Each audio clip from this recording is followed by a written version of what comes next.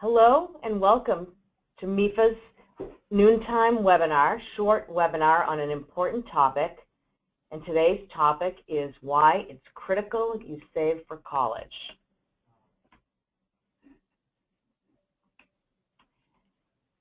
This webinar should be no more than 10 minutes long, and we'll leave a little time at the end for questions.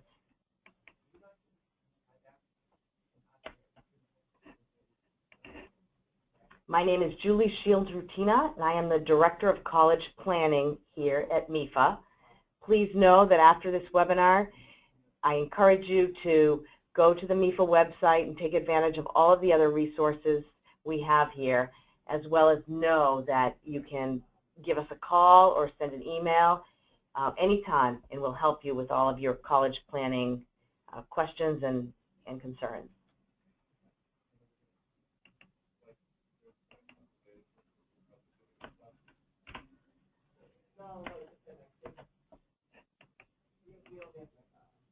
Today, why it's critical to save for college. This slide shows us how families pay for college today. And all families pay for college in a variety of ways, and these are 4 important ways. While all families use these 4 different ways to pay for college, different families use them to different degrees. So we encourage all families to apply for financial aid, and the MIFA website and the MIFA information can give you all kinds of details about that. There is a good amount of financial aid available for students who are attending college, and that is one important piece of the pie, and one way that families pay for college is with some financial aid, grants, loans, work-study, scholarships. Other than that, families use past income. They use savings or other assets to pay for college. They use the present income. They pay right out of the monthly budget. Most colleges have the option for families to pay on a monthly basis, whether 12 months, 10 months, or 9 months. And many families set up a monthly payment plan and are able to pay as they go out of current income. And then many families turn to loans, both parent loans and student loans, to pay for college. So while families usually use a mix of all of these resources to pay for college, again, families do that in different ways. And clearly, by having savings, for example, that takes the pressure off present income or the need to borrow for families. This slide shows that, for example, if you have a $10,000 college cost, one family might meet that $10,000 college cost by saving over a number of years and earning interest on their savings to come up with the $10,000 college cost, versus another family might not save in advance, borrow the $10,000 to meet that college cost, and then pay interest on that. So you can see the difference between saving versus borrowing. And in this day and age, it seems that most families pay for college over time. And so we think it's so much nicer if you can save over time and earn interest to pay for college versus borrowing and paying interest.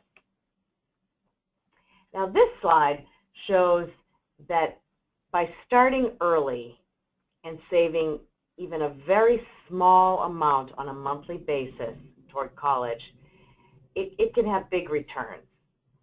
So this shows over to the left, if you save $50 a month, in the middle $100 a month, and to the right $300 a month.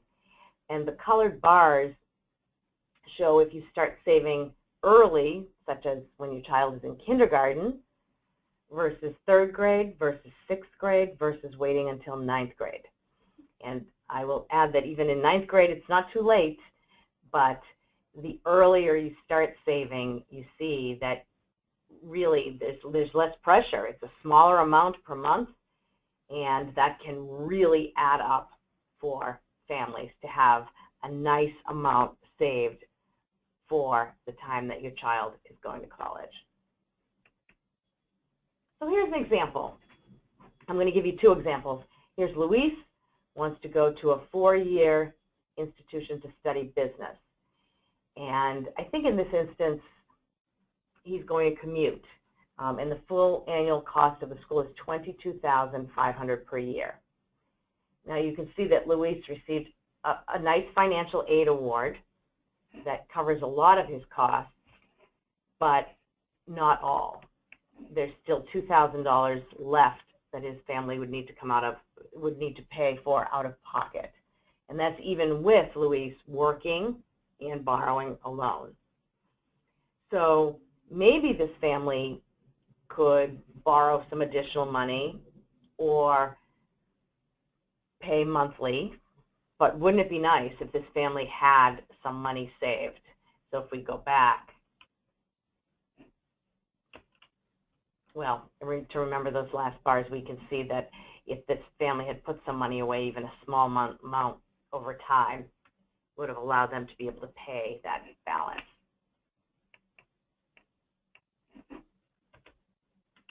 Now here's another example of Katie, who wants to go to a private 4-year college to study nursing. The full cost of her school is $60,000 a year. She also receives a very generous financial aid package, but not quite enough to pay all college expenses. So her family would need to come up with $22,500 out of pocket for her first year of school. Now, maybe her family could pay some of that out of current income.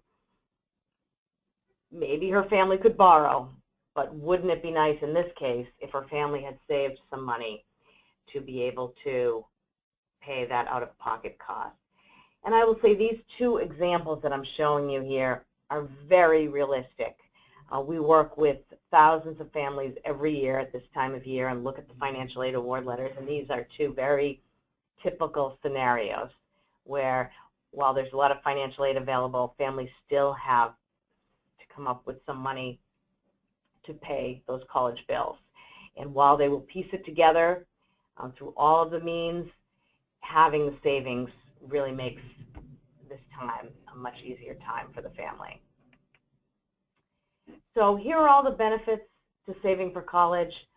It will really give your family more options and choices available to the student. So the student really does have a choice to maybe attend a more expensive school, or to maybe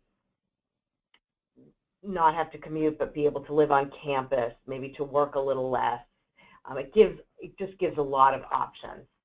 Maybe if an opportunity comes up for an unpaid internship or a study abroad program, there's a little extra money there to give the student some leeway and to be able to take advantage of opportunities. It may be able to reduce or eliminate the need to borrow loans for students and or parents. Hopefully allow the student to maybe work a little less, study a little more. One thing you should know is that saving for college has a minimum impact on financial aid eligibility, and we can talk with you more about that in another webinar. And finally, saving for college for your child actually motivates your child to do better in school. There's all kinds of research about students who know that their parents are saving for college for them and the aspirational effect that has. So that can be very positive all the way along. Keep that in open dialogue with your child. So that's it for today. Very important, save for college, and you can learn how to do that by coming to MIFA.org and staying in touch with us, and we'll see you on another webinar. Thank you.